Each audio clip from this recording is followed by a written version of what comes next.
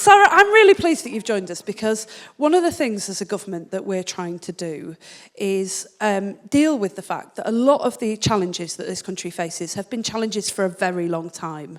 And we've watched successive governments come in, and the usual model of doing government is that you get up on stage, as I did not very long ago, you make bold announcements, you promise to deliver for people, you say you're going to fix things, and then quite often what happens, especially with the most difficult, ingrained long-term challenges, is that you don't, and then you get voted out, and then somebody else comes in and does precisely the same thing.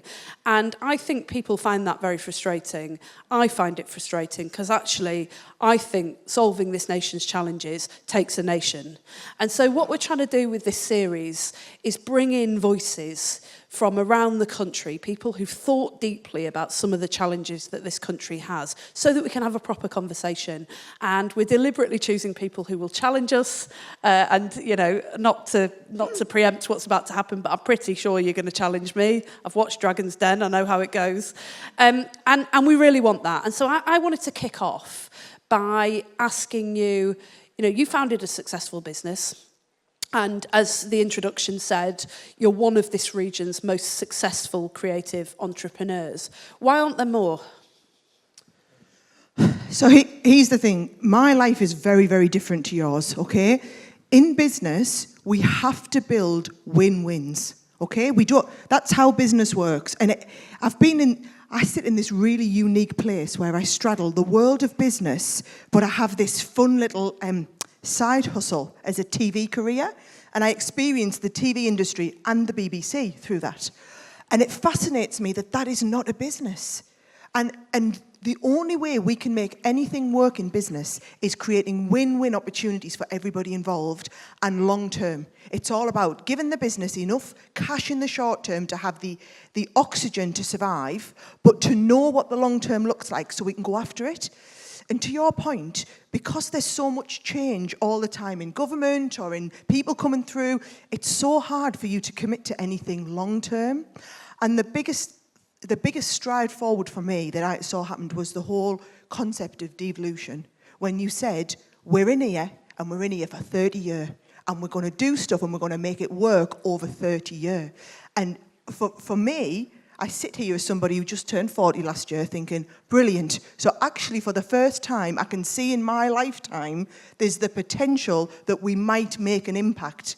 But we have to see that there's enough commitment to be able to start now so that businesses like ours can say, yes, we can invest, and we can invest with confidence. Because at the moment, it's so difficult for any business, small, medium, and large, to say, yep, heard what you said today, that sounded brilliant, I'm going to go off and build my business strategy on the back of this, that what I'm investing in now, I might not see a proper return on for 10, 12 years.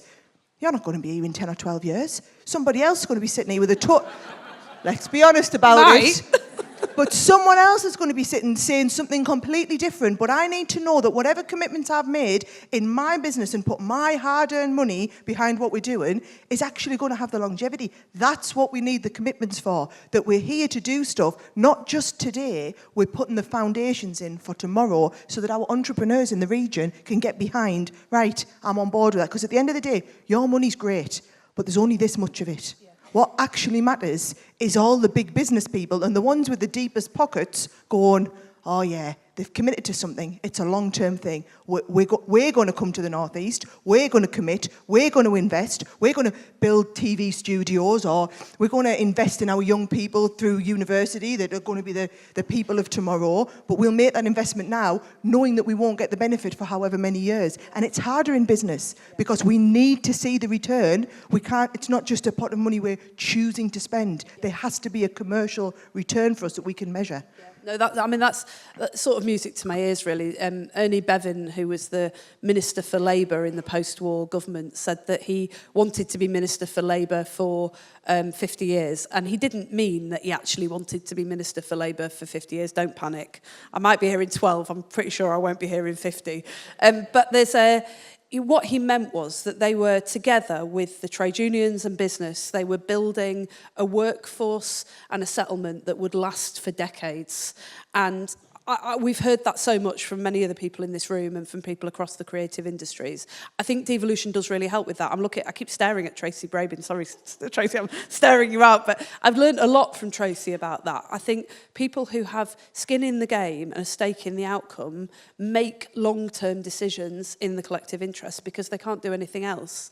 And, you know, they live in their regions. It's their children, their families, their friends, their neighbours, their own futures that are at stake. And so it makes a whole world of difference if you've got people who are actually of and for the place making decisions for the people of that place.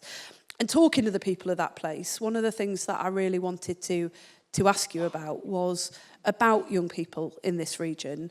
I'm really passionate, as is Kim, and all of the MPs actually. We've got loads of MPs here from across the region today.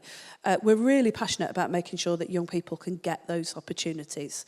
But so often when I talk to kids from my own town in Wigan and from lots of parts of the country, including the North East, they wouldn't know how to get jobs in the creative industries. I'm not sure that many people would have the confidence to do what you did and start up yourself. What do you think we can collectively do to make it far more likely that young people are able to grab these opportunities that we're creating? So if I just take my business as an example, and for those of you that don't know, I have a Crafters Companion is my business, and we have a TV studio, and we develop and deliver TV content. Now, when I decided to move into TV as part of our business model 6 or 7 years ago, we spent $500,000 putting a studio in the North East. Then you go and try and recruit executive producers and directors, and I can't do it. So I literally brought people to the Northeast. I hired people from America. I brought people from around the country at a leadership level. And I was looking at this, and what I knew is I want to start building now for something that's going to be successful within 2 to 3 years, but wildly successful in 10 to 15 years. So what you need to do is you need to get apprentices into our business. We need to train them up. We need to be giving them the skills so that they can be useful now and also be starting to build what we need further out. But because of you need the universities, it's all right me doing that. You know, I think the difference for me is I was Northeast through and through, and you can take the lass out the Northeast, you're never going to take the Northeast out the lass. And I will not work away from home. This is where my roots are, this is where my family is, this is where I want my kids growing up with the values of the Northeast people, okay? So that was non-negotiable for me. So I chose to build the business here, to put the talent hub here and bring everything to here to develop it, knowing that that was probably a 20-year strategy for me as a business, which might cost me more in the short term, but I'm choosing to do that because I'm passionate about the region. It's really hard if you're not that person that's passionate about the region. How do we show other people and bring them in and convince them that they need to do the same sort of thing? And I think if as a region, we can put those foundations in place so that business people come into our region and who are considering opening studios, putting things in place, we can say, look at this, yes, Newcastle University, Teesside University, run programs in this. We've got kids coming through now with these skills because as a region, we've already invested in this so that when you're ready to build, we've got the skill set here. That's when we're ready to rock and roll. The thing we need the commitment that we're not just saying, don't get me wrong, lovely announcement you made today, 60 million, great, right? That's this year. What about the next 29 years to come? I need to know that investment is going to continue so that we can all get behind upskilling our workforce so that they're ready for what comes next. So I feel like I'm on Dragon's Den. I'm starting to sweat. I hope you know your numbers, like she's love. Not going to Otherwise, this is going to go downhill really quickly. I'll start out and do a Deborah. Oh, I've had the Deborah treatment. So I think this is a really fair point, and my answer to that is that we were absolutely determined that creative industries had to be part of the industrial strategy because that is us betting on the creative industries for the long term. So the sector plan that Shriti Vadera and Peter Bazalgette are leading for us at the moment is precisely about that, because we know that there are two things. One is that we need to give investors the confidence to invest and to build and to create create the sort of things that you're talking about, the sort of businesses that you did. We need to give businesses like yours the confidence to invest in young people and make sure there's that talent pipeline coming through. But I know from my own town in Wigan, we're a very proud former mining town. People are incredibly proud of the work that we did down the mines to build this country's wealth and influence. We powered the world from Wigan, and we're incredibly proud of that history. Most people wouldn't want to reopen the coal mines. They don't want their kids to have those jobs. What they do want is for their kids to have better jobs on offer than just packing boxes in warehouses for the minimum wage. And one of the things that we have been building is the resilience around the local economy. So for a long time, the plan for places like Wigan, and I'm sure this is true for a lot of the North East, was that government would encourage one company to come in and invest, a major employer. They'd often offer tax breaks to come in and invest. When those tax breaks dried up, the companies would often leave, and there was no resilience in the local economy. Whereas if you build the whole ecosystem, the supply chains and most importantly, the skills pipeline, it makes the whole thing much more resilient, and you can withstand economic shocks. You can withstand decisions from individual businesses to go overseas or go elsewhere because you've got everything else. When we were going through Brexit, there was real worry that the car industry would leave the North East. But one of the reasons that it's proven to be much more resilient than we had feared is because there is this skilled workforce here in the North East, and that is a significant asset for the companies who've invested here. So that's what we're trying to do through the work that Shriti and Peter are leading for us. And I think, what we're trying to do is say to the investors who are here and those who are outside the room who are listening, we are committed to this for the long term. We haven't had an industrial strategy in this country for a very long time. And I firmly believe that's one of the reasons that we've suffered. Did I get the pitch? You're getting there. I'm going to bring some people in from this very before big you crowd. Do that, can yes, I before make I do, one go on. point? So you'll get this, right? Because you're a northern lass and you came to university here. So for those that are in the room that are from this region, all we need is for you to open the door a bit, right? Yeah. We are a nation we are a region of bloody grafters. Right? We only need the door opening a tiny sliver, and then we can bash it down and create our own opportunity. This today, for me, is a prime example, right?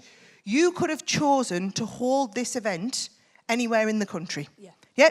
And I know we're not holding things in London because we're outside of London, but you could have put it just outside the M25 so people didn't have the 2.5-hour train journey up here, right? I get that. And that's what happens a lot. We're outside of London, but we're just outside of London. You're a long way away up there, right? But look at Danny Boyle. They brought Danny Boyle up to the region. Give us that opening.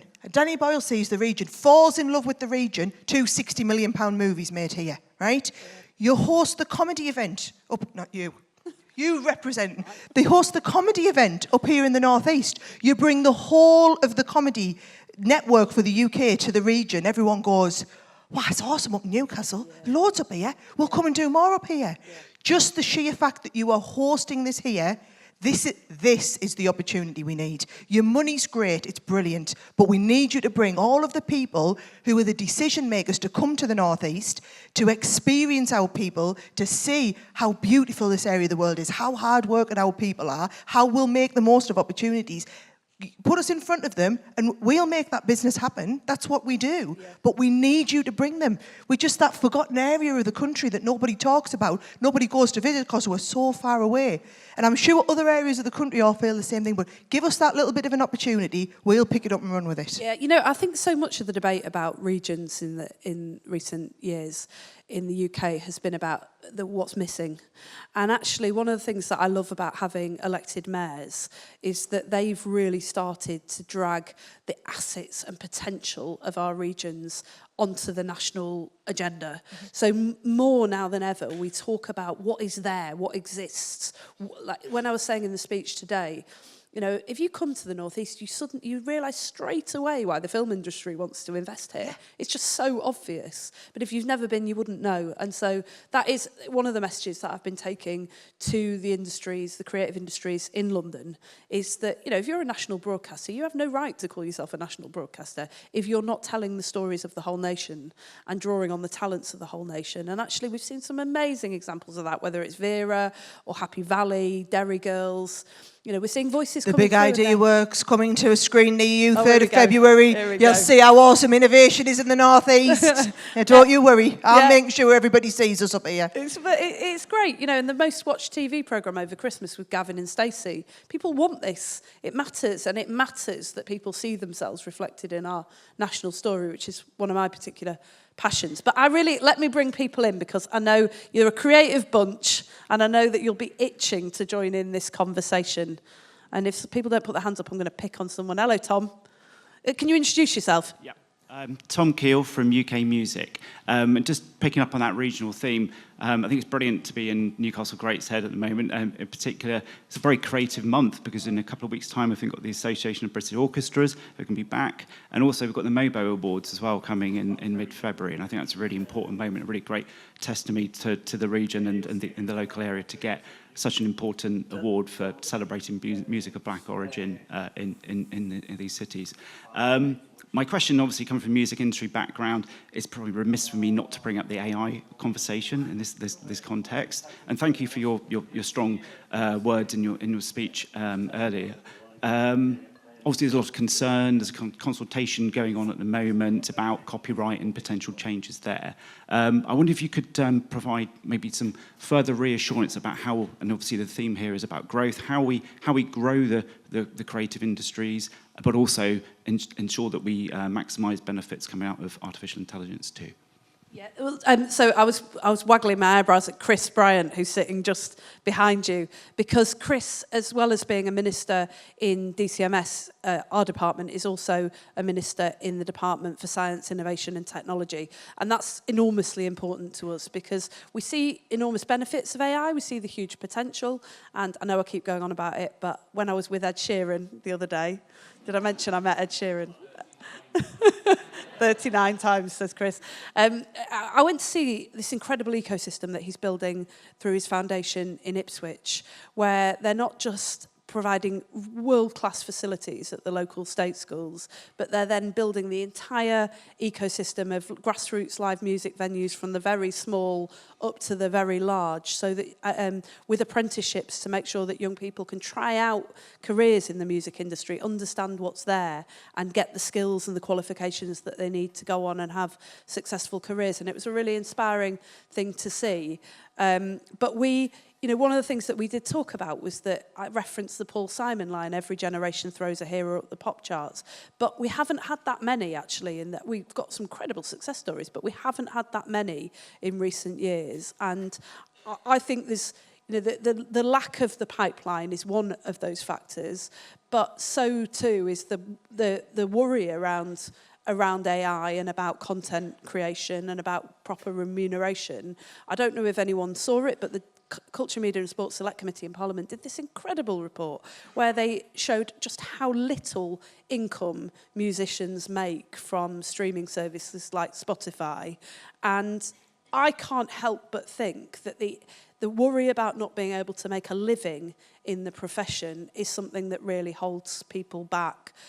You know, met young people with incredible drive, but they don't come from the sort of backgrounds where you can take risks. You need to know that you are going to be able to make a living because you haven't got anyone else to fall back on. So it's something that we take really seriously. We've launched this consultation. We're absolutely determined to get this right, so we feel the benefits of AI, but we protect the creators and that people are properly remunerated. And for Chris and I, you know, we're Labour politicians. We believe that working people should own the fruits of their labour.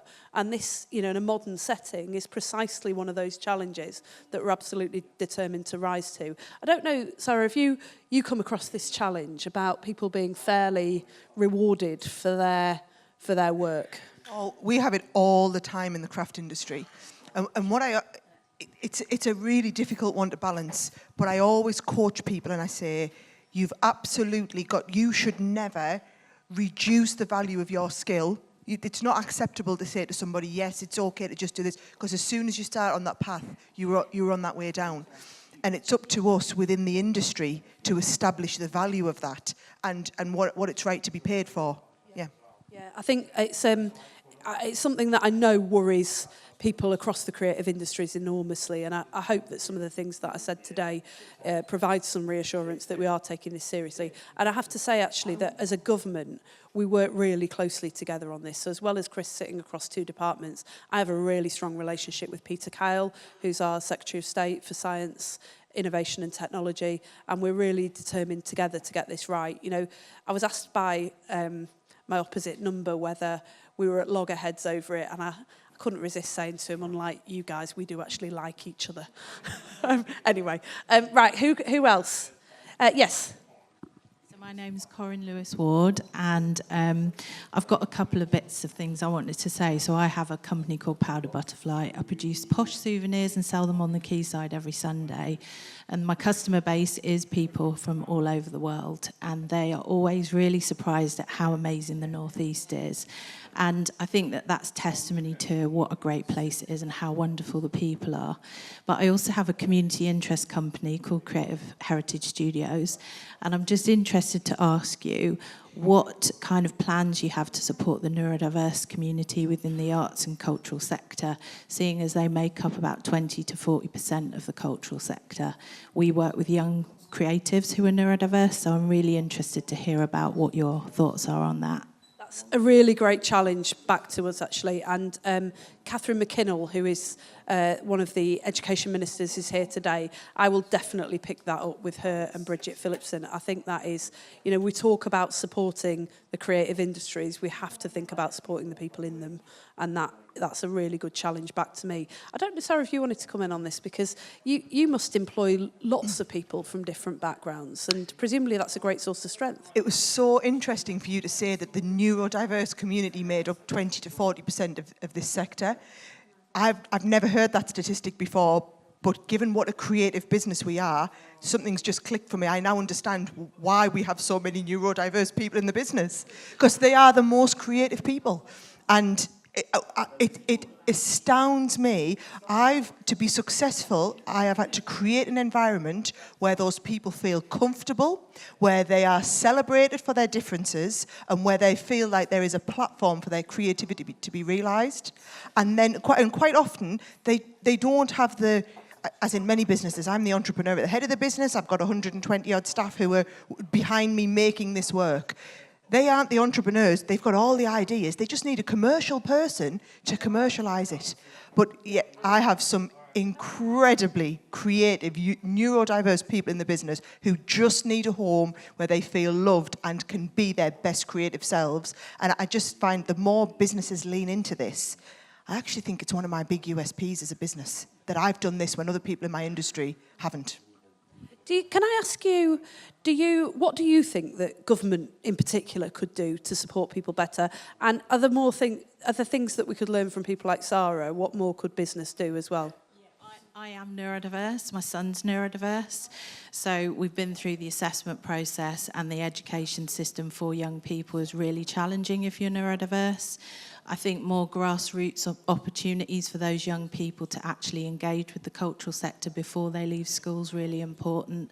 An apprenticeship might be quite overwhelming, but getting a fast access to behind the scenes of the film industry or music industry starts to plant those seeds of what could I do, and also then the support that they need to help them in that area to develop those skills, because a lot of the challenges are confidence-based, not ability-based, because they're told throughout education, you can't do that, you're not very good at that, or these are your barriers, and you're not focusing on what they can do. So that would be my suggestion. So I will tell you what I've taken away from this conversation is that a lot of people who are neurodiverse in my business won't have a label as being neurodiverse, but even just giving them a platform, and for me being a role model to show as an employer, look at my amazing staff and look at the most creative ones of my staff, that will in and of itself send a message to the rest of my industry. And I realise unless you can see it, you won't be it. I need to role model across my industry, look how fantastic it is that I have these people in my business. So I will absolutely, this has been a great learning for me. I will take that into business and do something great with that. I'm on stand 18 if you want to talk to me after.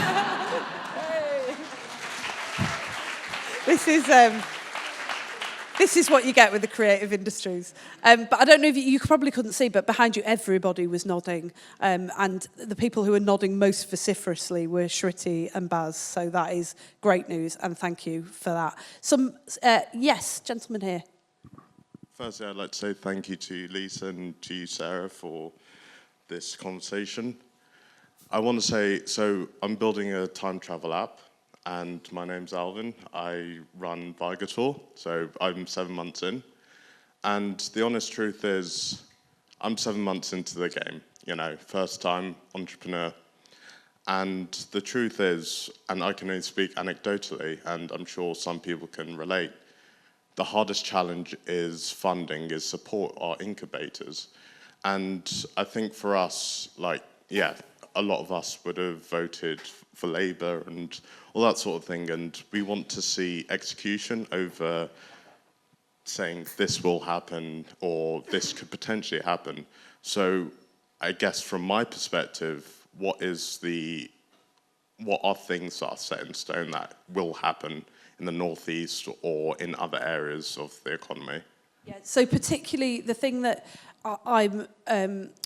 both I and the Chancellor were really determined to do was make sure that the British Business Bank is supporting the creative industries. At the moment, we've got this huge gap between what the creative industries contribute to the economy and how much backing and support and investment we're providing. The British Business Bank, as many of you will know, was set up to deal essentially with gaps in the market, with market failure, where you've got projects that could go ahead, that could be incredibly successful, but there's no appetite from private finance to back them. And it was set up to look for those opportunities and to make sure that that investment and backing was forthcoming. And particularly because in the creative industries, but in our country generally, we have so many brilliant startups that can't scale up. And what so often happens is that those companies end up going overseas to get the finance that they need. All that value is extracted from our country. All those opportunities that we've just been talking about for people in regions like this one to be able to contribute and create taken from us. And so one of the announcements that we're making today is about hugely strengthening and increasing the amount of support that the British Business Bank provides. And I think that will have a particular impact here because so often investments that are deemed more risky are investments outside of London and the South East. Now I think, you know, I'm just surmising here, but I think that it's a lot to do with the fact that a lot of the decision makers live in London and the South East. They don't see the industries, they don't see the assets and potential in the same way as those of us in this room who live in these regions do. So what we hope is that by a combination of devolution, so, you know, when we announce new funding, we're announcing it for mayors and combined authorities to be able to make decisions and encouraging and supporting the British Business Bank to do more. We'll be able to support you better. But I want to know, Sara, do you think that's a step forward? And what do you think would make the biggest difference to get more of those brilliant startups scaling up to be as successful as your company? We need to get people out of London and into the region. So if I take the example of the BBC, you know, the BBC made the commitment 5 years ago that we are going to make more programming in the region, and they put a commissioner up in the Northeast. The whole reason I've made a fantastic new TV show in the Northeast of England, creating employment for people in the Northeast of England last year.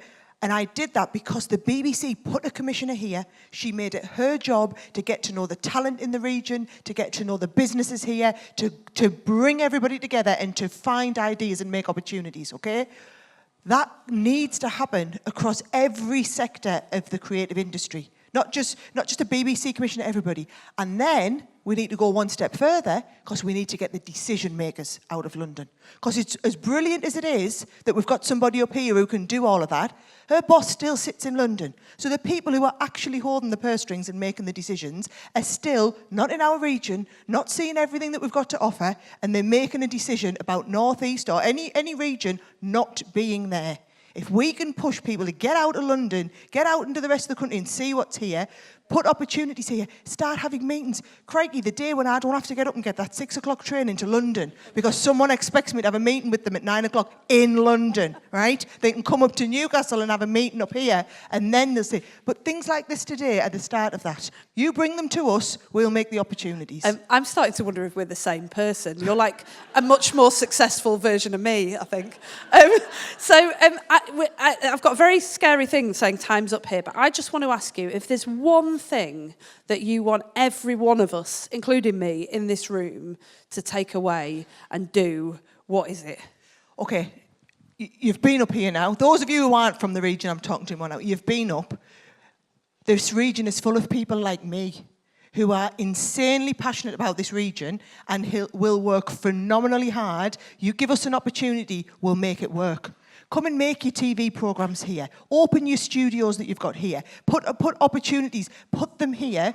We will work harder than anybody else you know to make sure it works, because we've got a point to prove. And we know that once we've proven that point, then the rest will follow. So that's I guess what I'm asking is, you keep bringing them, we'll go for the jugular. Yeah? You get them here, we'll sort them out. That is amazing. Thank you so much. There's just to leave you with that thought in particular, right across this country, we firmly believe as a government, talent is everywhere, but opportunity is not, and that has got to change. It's bad for the economy, it's bad for the future of this country, it's bad for society. It writes people off and denies them choices and chances. And we know from the work that so many of you in this room have been doing that it doesn't have to be like that.